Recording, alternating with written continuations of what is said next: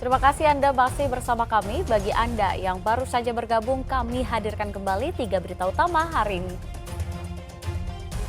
Calon gubernur dan wakil gubernur Jawa Barat mulai berkampanye di Kota Cimahi dan Kabupaten Bandung. Kakak beradik di Kabupaten Sukabumi terlibat pertikaian berujung penganiayaan hingga hebohkan masyarakat luas.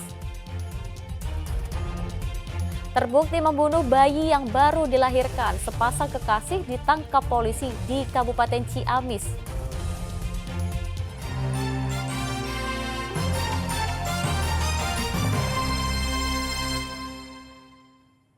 Kakak beradik di Kabupaten Sukabumi terlibat pertikaian berujung penganiayaan hingga hebohkan masyarakat luas. Polisi yang tangani kasusnya memastikan kejadian itu berlatar belakang salah paham soal pembagian harta warisan.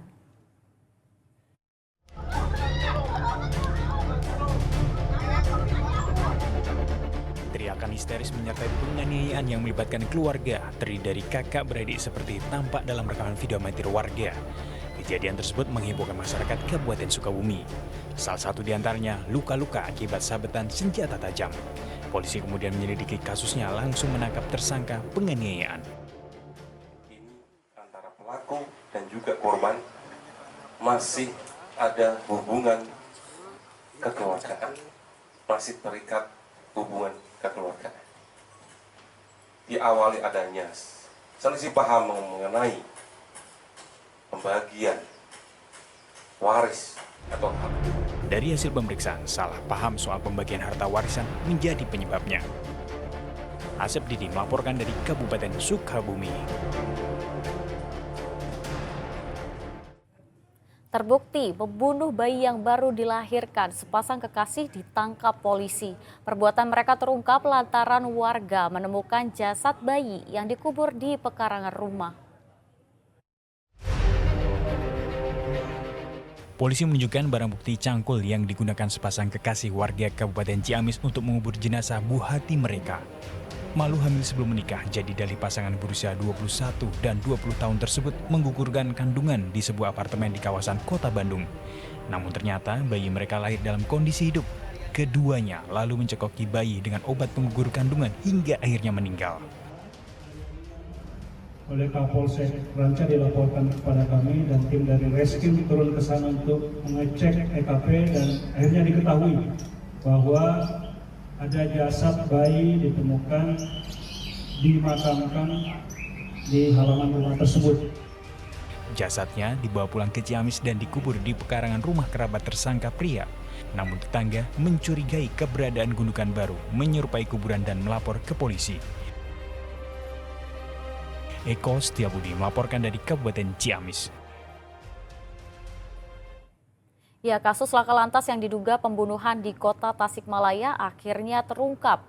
Ada 9 tersangka, ironisnya 6 diantaranya masih anak di bawah umur.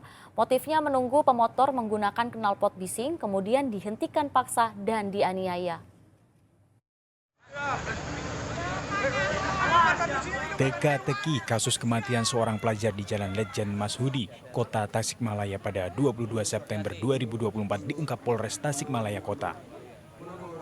Polisi menetapkan 9 orang tersangka yang terdiri dari 2 kelompok. 3 orang tersangka dewasa dan 6 lainnya masih di bawah umur alias anak berhadapan dengan hukum. Motifnya menunggu pemotor menggunakan knalpot bising yang melintas di Jalan Lejen Mashudi, kemudian dihentikan paksa dan dianiaya. Kala itu korban melintas dan jadi bulan-bulanan para pelaku, sehingga korban meninggal dengan luka parah di bagian kepala.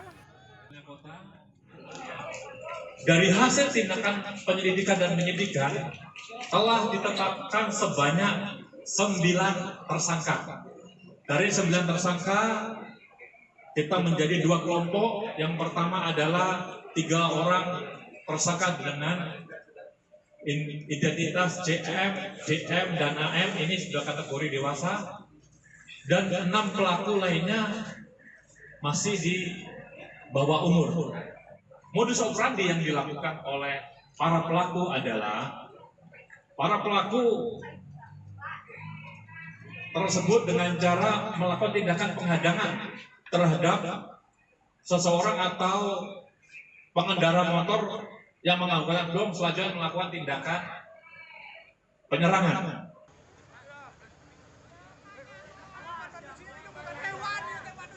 Keluarga dan warga yang datang ke Mapolres pun meluapkan kemarahan kepada pelaku dengan berteriak minta keadilan.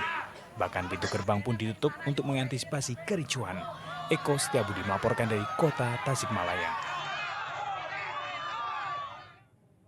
Kepala Bank BRI Unit Pemulihan Cabang Sumedang ditetapkan Kejaksaan Negeri Sumedang sebagai tersangka karena diduga melakukan tindak pidana korupsi menggelapkan uang nasabah senilai hingga 700 juta rupiah. Ia ditetapkan sebagai tersangka bersama 2 orang lainnya. Kejaksaan Negeri Sumedang membongkar kasus dugaan penggelapan dana nasabah di Bank BRI Unit Pemulihan Cabang Sumedang. Dari pengungkapan kasus tersebut, Kejaksaan Negeri Sumedang menetapkan 3 orang tersangka. Windu yang pada tahun 2020-2021 menjabat sebagai Kepala Bank BRI Unit Pemulihan, Aan, seorang teller di BRI Unit Pemulihan, dan Rudi swasta. Usai ditetapkan sebagai tersangka, ketiganya langsung dibawa menggunakan mobil tahanan ke Lapas 2B, Sumedang Jumat pekan lalu. Menurut Kejari Sumedang, kasus dugaan korupsi dana nasabah tersebut terjadi dalam kurun waktu tahun 2020 hingga 2021 di Bank BRI Unit Pemulihan. Meski tidak menyebutkan secara rinci modus para tersangka melakukan tindak pidana korupsi, namun akibat perbuatan para tersangka, kerugian negara ditaksir mencapai 700 juta rupiah dengan jumlah korban sebanyak 11 orang nasabah.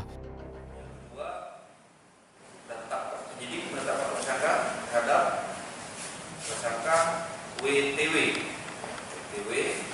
pada saat itu menjabat selaku Kepala Unit Bank BRI Unit Pemulihan. Sampai saat ini ada 11. Modusnya sendiri Pak bisa dijelaskan? Untuk modus kami tidak bisa secara rinci karena itu adalah masih kami perdalami dan menjadi strategi dalam penyidikan kami. Ketiga tersangka dijerat pasal 8 Junto, pasal 3 Junto, pasal 2 ayat 1 Undang-Undang Tipikor dengan ancaman hukuman terberat yakni kurungan penjara selama 20 tahun. Agung Gunawan melaporkan dari Sumedang.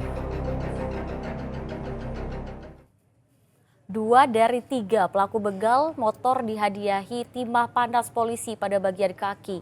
Ketiganya berkomplot menjadi begal motor di wilayah Kota Sukabumi.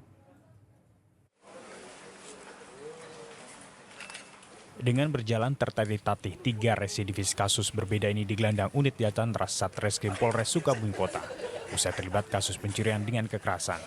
Polisi menyita sejumlah barang bukti berupa 2 sepeda motor dan 11 senjata tajam jenis golok. Ketiga pelaku ini diduga membegal di 2 lokasi berbeda, yaitu di Jalan Sudirman, Kecamatan Gunung Puyuh, dan di Jalan Pelabuhan 2, Kecamatan Citamiang. Para pelaku mengancam korban dengan senjata tajam hingga korban terjatuh. Akibat perbuatannya, kedua korban mengalami luka lecet akibat terjatuh saat dipepet oleh para pelaku. 3 terduga pelaku, yaitu dengan secara bersama-sama mengendarai 1 unit sepeda motor berboncengan 3, mencari sasaran yang akan dirampas, kemudian memepet dan mendorong korban yang mengendarai sepeda motor sehingga terjatuh. Kemudian salah satu pelaku mengeluarkan senjata tajam untuk mengancam korban. Ketiga pelaku terancam menjadi pesakitan dengan ancaman pidana penjara paling lama 12 tahun penjara. Asep Didi melaporkan dari Kota Sukabumi. Seorang pria mencuri kompresor mesin pendingin yang tertempel di tembok samping sebuah ruko di Jalan Letda Nasir, Kecamatan Gunung Putri, Kabupaten Bogor. Pria itu mencuri dengan modus pemulung.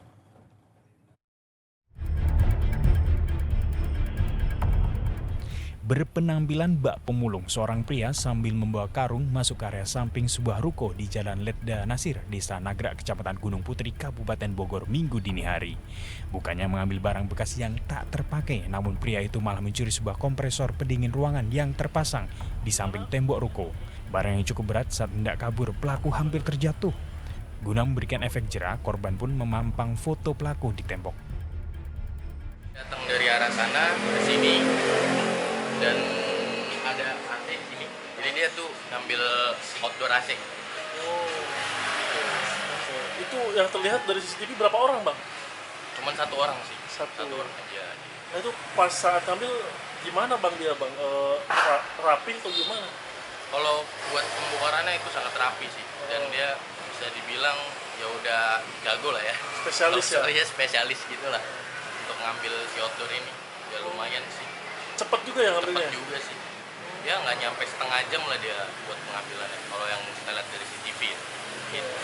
Itu outdoor AC yang diambil berapa ini, Bang? Seberapa unit?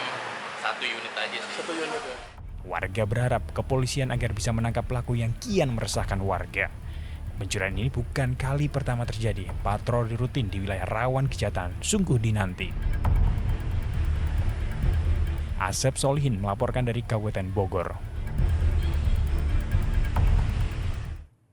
Polisi menangkap 4 orang pelaku yang sengaja mengoplos LPG tabung 3 kg bersubsidi ke tabung LPG ukuran 12 kg lalu dijual dengan harga non-subsidi. 4 orang pelaku ini digelandang ke Mapolres Subang.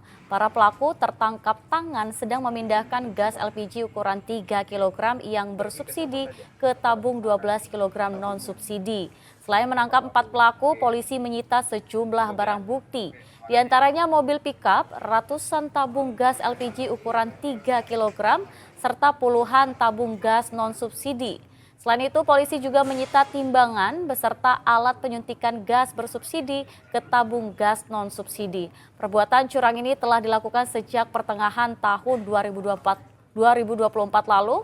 Atas perbuatannya, para pelaku terancam pidana penjara paling lama 6 tahun dan denda paling banyak sebesar 60 miliar rupiah. Para tersangka kedapatan sedang memindahkan LPG dari tabung ukuran 3 kg subsidi ke dalam tabung ukuran 12 kg non-subsidi dengan menggunakan tongkat besi dan regulator LPG yang telah dimodifikasi. Kemudian bahan baku LPG 3 kg yang disuntik oleh para tersangka didapat dari hasil penyisihan kuota penjualan pangkalan milik tersangka. Jadi tersangka ini memiliki pangkalan juga. Kemudian LPG hasil suntikan dijual ke konsumen yang membutuhkan, baik yang datang langsung ke pangkalan maupun janjian. Nah, ini masih kita dalami oleh